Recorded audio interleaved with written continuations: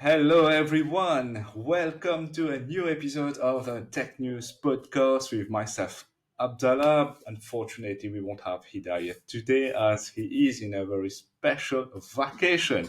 But make yourself comfortable, ladies and gentlemen, passionates of tech. We have a new guest today on the show, Alessandro Ducci.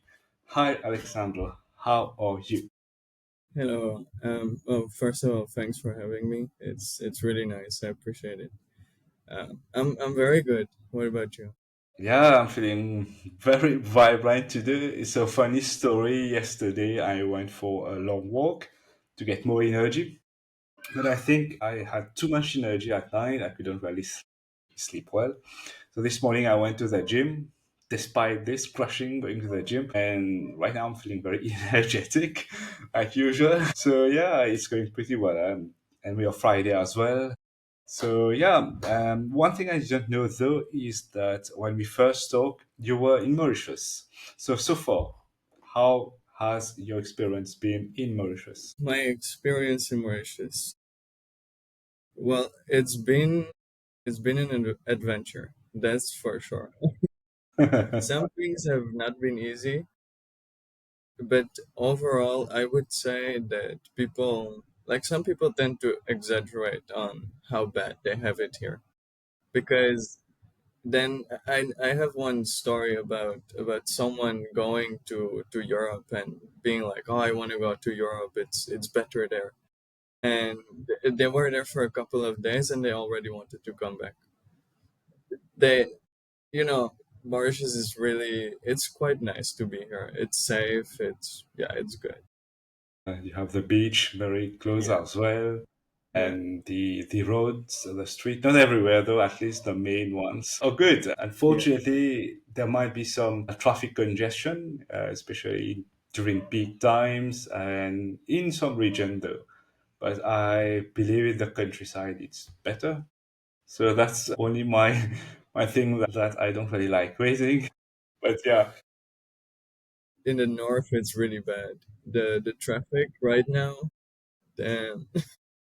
yeah, I remember once, a couple years ago, I went to Super U, and so when we got out, it was not very late, like nine or something, and I was stuck like 50 minutes or so in the Super U traffic parking.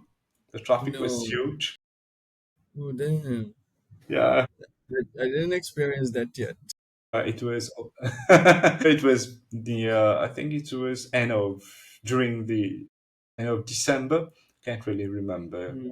but very close to either Christmas or the end of the like final year. Yeah.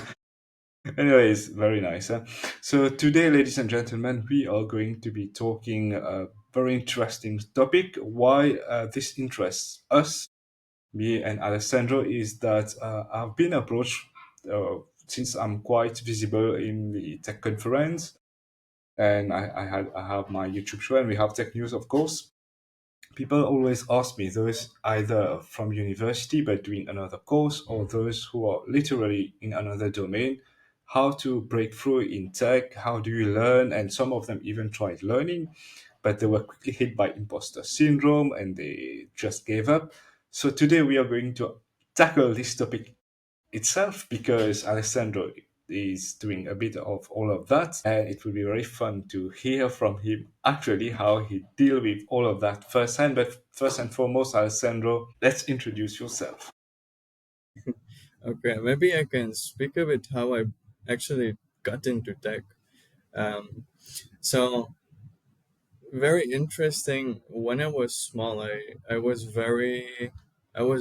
not into tech, like not at all. I was playing outside, like more the farm kind of life, up until let's say 13 years old. I didn't really I wasn't very comfortable with a computer. Um, then when COVID-19 happened, I got myself to learn more about the computer. I learned like touch typing and all of that. And I was into cryptocurrency trading actually. And the reason, like, I got so interested in the blockchain technology, it was just mind blowing for me. And I was like, I did a certification on blockchain technology and trading. And on the same platform, there was like a Python course. And to me, Python, it was like this hacker language. And I was like, I will never be able to learn that. I'm not smart enough. And for some reason, I got into it anyway. And yeah, that's how I like kind of got into tech. It was really nice. At first, I didn't take it very serious. It was like on and off. But then, yeah, I saw the potential and I went all in. Very nice. The thing I want to rebound on is even for me years ago, whenever I wanted to do something, I felt the fear. Like I wanted to do more public speaking. I'm talking like 10 to 15 years ago. And it was very hard for me. But then I thought to myself, feel the fear and do it anyway. Let's do it. Of course, the first step will be very bad. People will even laugh at me. But it wasn't that serious. I remember when the first time I talked in public, uh, there were a few people, 30 at least. And the first 5 minutes was a very weird situation. But then nobody said anything, and maybe they understood my plight. But eventually, it became so a second nature that after a couple of years, even less, I've started to enjoy it very much. And I try to do it every time I can. I'm going to tech conferences, things like that. And the second point is I think extremely important, and people don't really realize that. So, yeah, I want to learn tech. I want to learn digital marketing so that I can get more money or things like that. But the reality is, you need to have a kind of a burning passion, like you say with blockchain. And with that passion, you will automatically get the motivation to get out of your comfort zone and learn new things. I'll just take a quick example for me. I don't really know. At some point, I was writing technical blogs, but almost nobody was reading it. So I thought I needed to learn a bit about marketing so that people can at least, I can sell it at least because I thought that those technical blogs were interesting and they could actually help people in their day-to-day job. So eventually I had to learn a bit more about marketing, digital marketing, and finally it's a bit strange, but the conclusion I've made just a bit out of topic is that all marketers lie. It's quite funny, but I was reflecting on that this morning. So, anyways, let's continue. Let's move on to you, Alessandro. Okay. Yes. So going off of what you were saying, like doing it scared anyway. It's like, and also the motivation. Let's first talk about that. So I see a lot of people. They're going to tech. They want to make money, and I'm gonna be honest. It was my first goal also, and it just doesn't cut it. Especially when you're young and you don't really know what it is like to have money, to make a lot of money. You're not gonna be motivated by that, and you're just gonna fall off and quit. So you need to gain this passion for the field, kind of. One of the biggest, how do you say it? Like one of the biggest helps in order to keep going, it's to clearly define your goals in life. Like, where do you want to go with this? Why are you doing this? If it's just for money, I mean, if you're that hungry for money, maybe it could work, but like usually it doesn't go that way. And yeah, for me, like, I clearly defined my goals. I knew why I wanted to go into tech, which mainly was I have like this burning desire to learn every single day. If I cannot learn, if I cannot like, take new things and push them into my brain, like I just go crazy. And and I saw people talk about software development, and it was like in this field it's crazy. Like, you need to be learning all the time because it changes so quickly. And I was like, kind of sounds like the perfect match, you know. Plus, I'm not social. I'm not very social. Like, I just want to sit in my room and do my thing. And well, for me, like software engineering, you know, the people just sitting behind their laptop, not speaking to anyone. That was like, that's me. The reality is, you need how do you say, like, you need social skills as a software engineer as well. You need to work in a team, maybe one day even manage the team. So you definitely need to do not exactly be that, you know, they, how do they call it, like a code monkey. I just write code all day. Companies don't exactly hire that as easily as someone with social skills as well.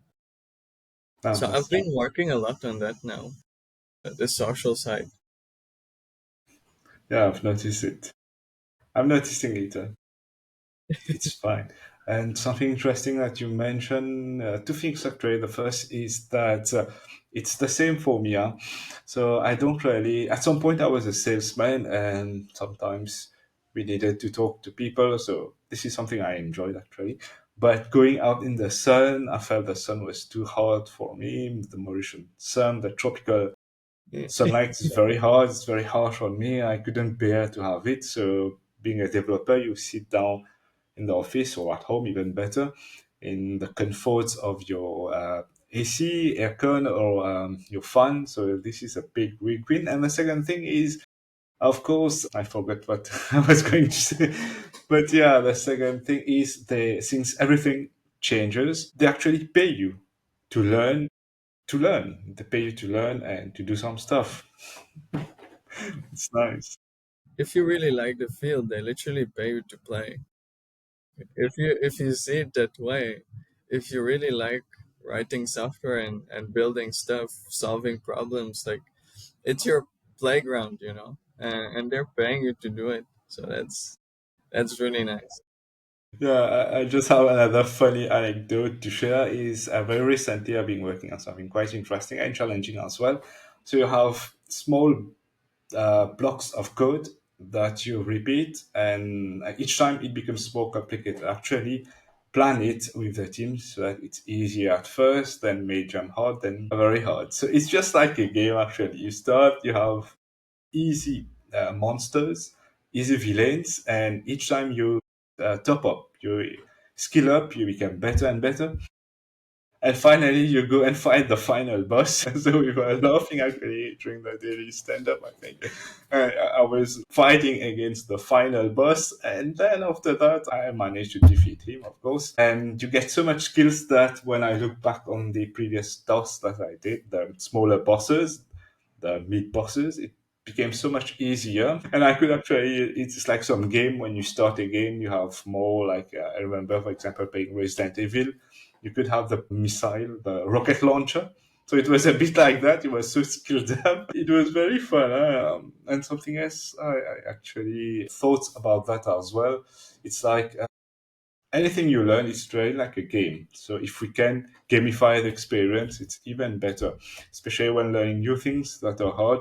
One thing is like breaking, divide and conquer, break things into smaller parts, like they are easily done, more manageable. But second thing is to gamify it, like Pomodoro, have streaks and things like that. What's your take on that? And whenever you encounter challenges, Sorry. whenever you like, let's say you're learning a new technology Mhm. and it's challenging, how do you deal with that? It's, I mean, for me, like, it's really, really about the mindset. What I really do is every single day I work on my mindset. When I For me, like, every challenge is maybe not exactly, but kind of the same. When I encounter a new, like, tech stack or even a language, the way I approach it is like, I always say, the difference between a junior developer and a senior developer, it's like the junior developer makes simple things complicated, and the senior one, they keep simple things simple, you know? Like, It's just when you learn a new language, everything seems so complex when you're like a bit fresh in the software engineering field. It's like overwhelming all of the syntax, and there's like a thousand different tech stacks and languages and frameworks. But I just think like every single framework, every single language, they kind of try to achieve the same thing in a different way. As long as you have the foundational knowledge behind everything, like it's gonna be quite simple to adapt. And I literally have a friend like he I saw him write a software program live. It was in a new language. He didn't know what the language was, he it was the first time. And he was just writing the code. And I was like, but how? You didn't even know the language. And he was like, it's the same. It's like every language is kind of the same. Just look at the documentation. You follow their way of, the structure and the syntax. And that's it, because the logic behind it stays the same. And it changes between if you're like between what you're trying to build. If you're building the backend or the front end, like of course logic changes, but within the same concept, it doesn't really change. Like whether you're using Node.js or Django, like the logic transfers. And for me, as long as you really get down this foundational knowledge, that's the most important part. And that's how I conquer these challenges. By if I see a challenge, I see a lack in my foundational knowledge. Well said. Well said. Wow, there's so many things to rebound on. Huh? Yeah, especially the last part. It's the same. Whenever I encounter a problem, I immediately think that yeah, I don't know this stuff well. Even one of our guests talk about that, Sandeep, one of the organizers of the front end coders. So he talked about that, and it made me think more actually on my day-to-day work. And another thing you also mentioned is about mentality. So our co-host Hidayat always talk about that, how it's important to have the proper mindset, the proper mentality, and he's into more management than I am. I'm a developer. He's a manager, project manager, and when he manages people, teams, and he sees that all the time. Like those who do well, they have like a better mindset, and that's very, very well said. And another thing you also mentioned is about your friend, which I don't mind paying him to work with him actually to show how he does his stuff. It also comes down to mindset and experience. But yeah, that was the right answer if we wanted to ask him a question in an interview, or generally speaking, how do you do X, Y, Z? We don't need to overthink about it. Just open the documentation, the official one, and follow. That's it. And Exactly. yeah, so maybe one last question. I think this is one of the most important one because traditionally speaking, I have a degree in information system, BSc information systems. Many of our audience are either at university or have a degree, but we also have plenty of those like yourself who are learning by themselves, who are already in a career but trying to change domain. So we deal with the very important thing called imposter syndrome. How do you deal with this, Alessandro? I definitely deal with it. Uh, Sometimes I feel like I deal with it a bit less, but yeah, I shouldn't lie to myself. I definitely have days where I think like, damn, this is like, where am I even going? Like, what am I even doing? And yeah, it's like again, it's this mindset. I have some kind of structure or like method to fight against my own brain and to tell it like, no, you can do it. Recently in life, I've really learned that whatever I thought was not possible, it's actually happening. And the way you deal with imposter syndrome is really just go after the things that you think you cannot do. Like you think software engineering it's too hard for you. Like really the main advice I would have is like just keep going. And to me this wouldn't have sound like good advice because you hear it all the time, like just keep going, like what does it even mean, but it has a deeper meaning to keep going, and now I can feel that. So at first you cannot see it, you're like tapping into the dark. You don't know where you're going, and you don't know if you will succeed. And what I've learned is that even if you think you won't succeed, as long as you put in the work and like you put in a mainly it's staying consistent, and then it becomes also about being a bit strategic, like you still need to think about what you're doing, you need to make the right choices, but as long as you actively try to make the right choices, you stay consistent, then it's gonna happen eventually. I failed like 100 times, 1,000 times doing stuff. And the only reason that I succeeded is because I kept going even when I was failing. Even when I was failing, I still believed in myself. So, yeah, even when you don't believe in yourself, you need to still believe in yourself. That's true. What's your thoughts on that? Yeah, yeah. This reminds me of a quote. Well, I can't remember who, but the quote is, "It's impossible until it's done." Yeah, exactly.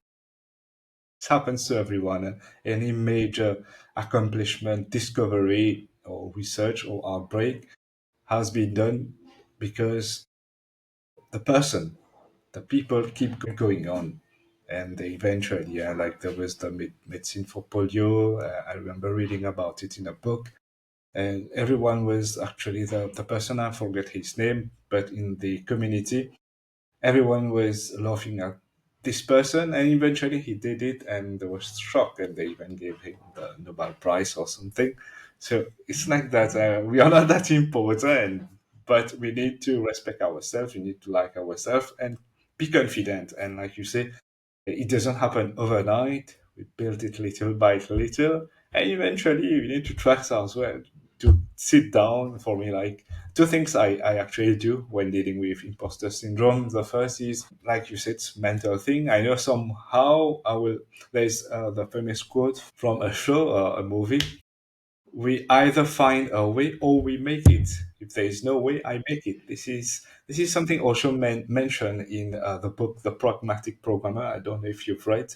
Oh, I'm actually reading it right now. Hey, that's very funny. This is what we call stupendity. It's not Siri, but never tell the Yeah. word Siri. It's very funny coincidence. But the writer says that we are craftsmen, just like people building stuff. We build our own tools. We build our own solution. If there is an obstacle, we solve this problem first. So we build stuff, and it's the same. When dealing with this situation, we build stuff. And the second way I usually encounter deal with imposter syndrome, it's much easier. It's like the shortcut is I just go and ask someone who is more senior than myself, but I don't ask him immediately or her. I do my work first, my research, like I mentioned, but then I will eventually do that. But not every time you have someone more senior. I've worked in team that I was the most senior one with most experience. And this is how we did it. So I think we are reaching the end, but I want to quickly, maybe three of in 4 points. I will let you just conclude this amazing podcast with you, Alessandro, and then we will just say bye.